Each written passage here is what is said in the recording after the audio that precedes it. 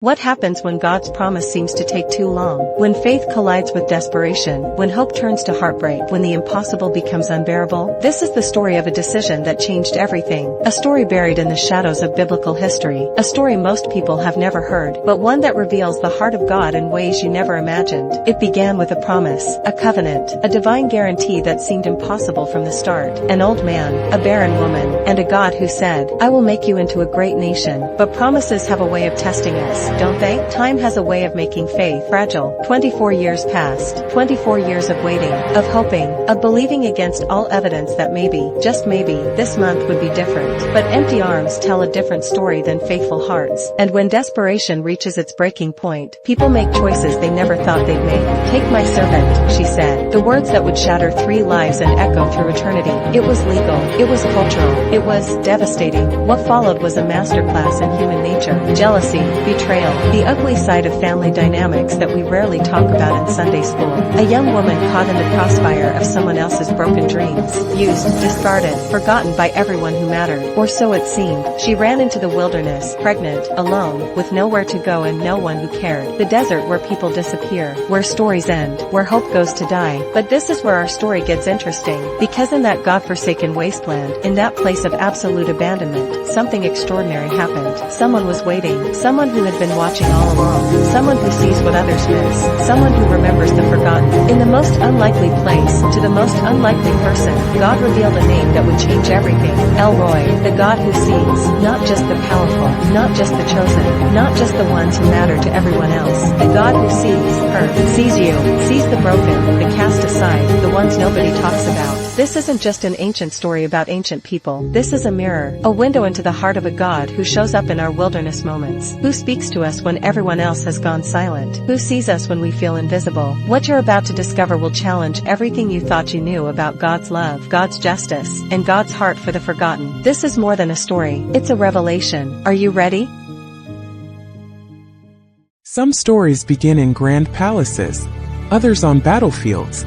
But Hagar's story began in silence, in the wilderness, with sand beneath her feet and sorrow in her soul. She was a servant, a foreigner, an Egyptian girl caught up in a story that was never hers to write.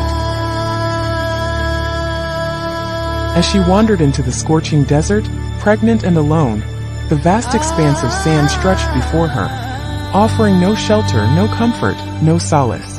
But heaven did. In that desolate wasteland, while the world forgot her name, God remembered.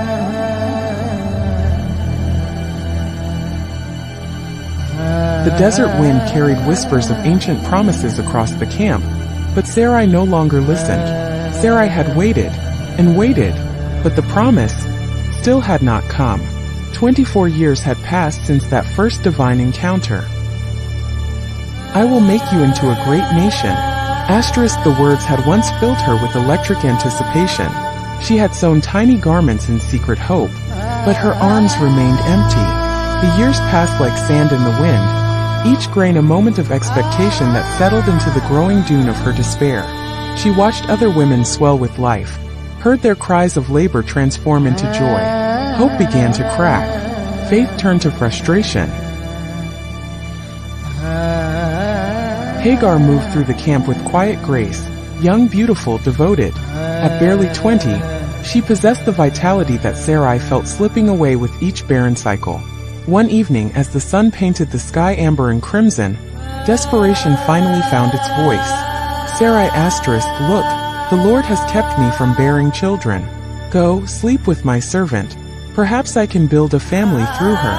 The silence stretched like a chasm. Abram looked into her eyes and saw pain, weariness, a flicker of surrender, and he agreed. Hagar, the Egyptian maidservant. When they called her forward, she came without hesitation, head bowed in practiced submission.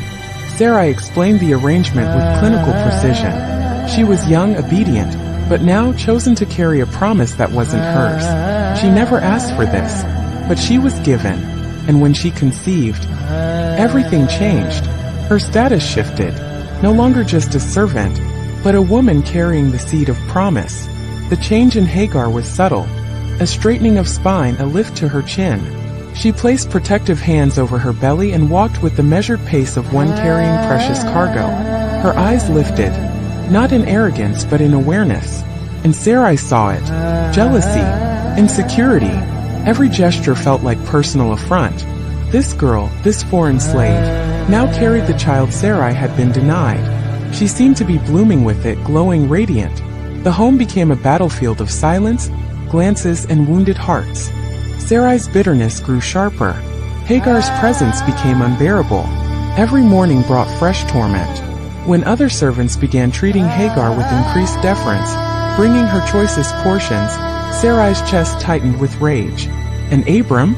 He stood between two women, two wounds, and a brewing storm. When Sarai confronted him, her voice shaking with fury, he looked older than his 85 years. Abram asterisk, do with her whatever you think best. It was surrender disguised as permission. Sarai didn't hold back. The confrontation was swift and brutal. Years of accumulated pain poured out in torrents of harsh words and harsher treatment. For 3 days Hagar bore it, her face a mask of submission even as tears streamed down her cheeks. But on the 4th morning, when Sarai's hand struck her face hard enough to leave a mark, something in the young woman finally broke. And Hagar ran into the wilderness, alone, pregnant, unwanted. She fled with nothing but clothes on her back and the child in her womb. The desert stretched before her like an ocean of sand and stone, merciless and vast. In the middle of that desolate wasteland, beside a spring bubbling from hidden depths, the angel of the Lord appeared.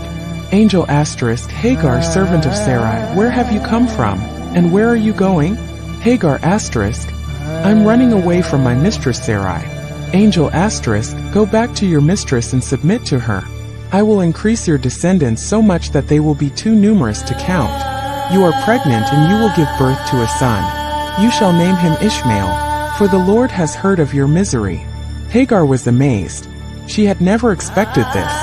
She had never thought that God would see her, hear her, or care about her. But he did. Hagar asterisk, you are the God who sees me. I have now seen the one who sees me. She named that place Bir Lahai Roi, the well of the living one who sees me. And in that moment Hagar's story changed. She was no longer just a servant or a vessel for someone else's dream. She was a child of God, seen, loved, and valued. Hagar returned to Abraham and Sarah, bearing the child God had promised. Ishmael was born, and though his arrival brought challenges, Hagar knew she was not alone. But years later, after Sarah's own son Isaac was born, jealousy rose again. Sarah demanded that Hagar and Ishmael be sent away permanently. This time, when they found themselves dying of thirst in the wilderness, God heard the boy crying. Angel asterisk, do not be afraid, Hagar. God has heard the boy crying. Lift him up and take him by the hand, for I will make him into a great nation.